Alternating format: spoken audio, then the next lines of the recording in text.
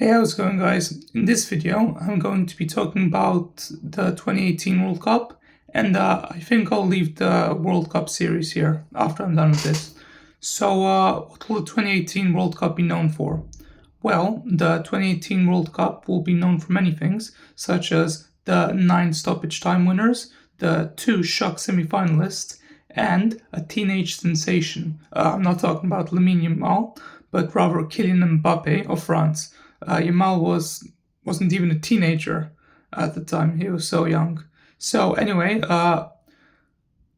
this World Cup is not only the first to be held in Eastern Europe, but it's also the first to include VAR, which is video assistant refereeing.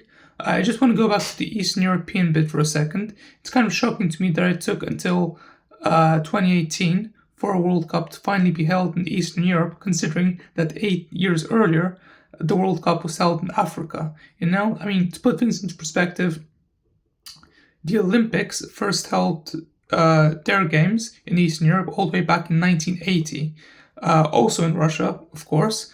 It was such a long time ago that Russia was still the Soviet Union back then. It was still a communist country. And for a World Cup to wait this long, it's just kind of weird, almost a travesty, but oh well, what can you do? So let's talk about the games. Now, for the group stages, in Group A, you get Russia, Saudi Arabia, Egypt, and Uruguay. Now, Russia, somewhat surprisingly, actually beat Saudi Arabia 5-0 and Egypt 3-1, but lost to Uruguay 3-0. In Group B, we get Portugal, Spain, Morocco, and Iran, and it is in this group that Ronaldo of Portugal, by now he's a veteran of 33, becomes the oldest hat-trick scorer in World Cup history. His record was to be broken 8 years later by none other than his longtime rival Lionel Messi at the age of 38. And I don't think that anyone will beat Messi's record anytime soon, considering that Messi beat Ronaldo by a whole 5 years, and it's Ronaldo. So yeah, definitely not gonna happen anytime soon. So Group C is France, Australia, Peru, and Denmark. Now, France beat Australia and Peru, but drew against Denmark. And in Group D, we have Iceland, Argentina, Croatia, and Nigeria. In Group E, we have Brazil, Switzerland, Costa Rica, and Serbia.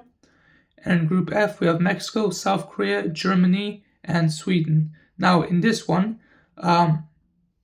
both Mexico and South Korea beat Germany, and then Germany won against Sweden. And then in Group G, we have Belgium, Panama, Tunisia, and England. And finally, in Group H, we have Colombia, Japan, Senegal, and Poland.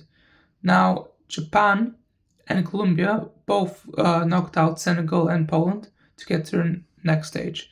So now we have the knockout rounds. We have in the round of 16, we have Russia, somewhat surprisingly, beating Spain on penalties, which is kind of a shock defeat because just 8 years earlier, Spain had won their first World Cup, and just 6 years later, they would win another Euro Cup. So, yeah, kind of a shock.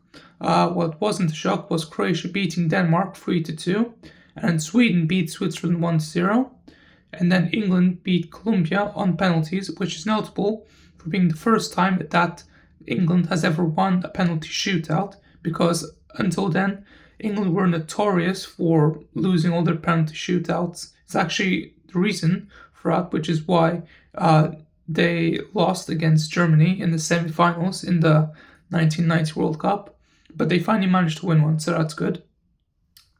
And then France beat Argentina. It's really at this time that Mbappe really announced himself to the world as the next teenage sensation. Of course, he's now working wonders and recently become France's all-time goal scorer and also the first Frenchman in his 20s to reach 100 caps for the French national team, which is just wild. And then we have Uruguay beating Portugal, Brazil beating Mexico 2-0, and Belgium beating Japan. Now, in the quarterfinals, we have France beating Uruguay 2-0, Belgium beating Brazil 2-1, and then England beating Sweden. Now, I actually remember this match very closely and quite clearly because it was during this match that my family and I, had this sort of a baby shower for my nephew who was due to be born in a couple of months. I think it was like the first ever time a baby shower was held in my family because it was a relatively new concept back then, at least in my family, that is. So, yeah, I just have that indelibly printed on my mind that is what happened during that specific match. And of course, England beat Sweden, so that's memorable on its own. And finally, we have Croatia beating Russia on penalties. This is literally the farthest that Russia has ever gone while it was called Russia. It went good as well, what was still called the Soviet Union, even reaching fourth place in the 1966 World Cup, which coincidentally was won by England, but now their spells run dry and they managed to get as far as quarterfinals, and even then it's only because they were hosting the World Cup, so they kind of have the advantage. So anyway, now we get to the semi-finals, which is where things get kind of serious. We have France beating Belgium, of course, because it's Mbappe. Mbappe was at least partly the reason for that. And then we have Croatia beating England 2-1. Now, this is another match that I remember quite well. Not as well as I'd like to, because unlike England v Sweden, we actually lost that one. And it was fun because, like most of the other matches, we watched this one on the TV as a family. I remember England scored the first goal, and then for some reason my mom wanted to do some shopping, so me and my brother went alongside her. We went to near Sainsbury's, but because it was summer and it was warm, we just walked instead of taking the car. And while we were walking to Sainsbury's, I checked my phone to see what the score was like, because I heard in the house some people groaning, so I figured that Croatia lost or something. But then I found that Croatia equalized, so I figured that's not good, but we still have some time. And then when we got back from shopping from Sainsbury's, our dad told us, oh, actually, Croatia scored another goal. And that's how it was. Croatia beat us 2-1, which is unfortunate, but at least we got to the semi-finals for the first time since 1990, so that's kind of good. And it was also Gareth Southgate's first tenure as manager, so he kind of showed all the other managers by doing that. Props to him. Hopefully the German can do one better and actually get us to win a World Cup this time. Here's to hoping.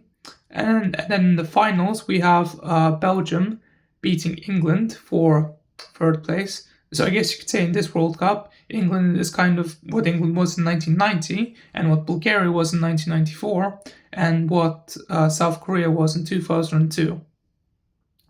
I also remember this one because we were watching it at the friend's house. Some friends had us over. It was fun.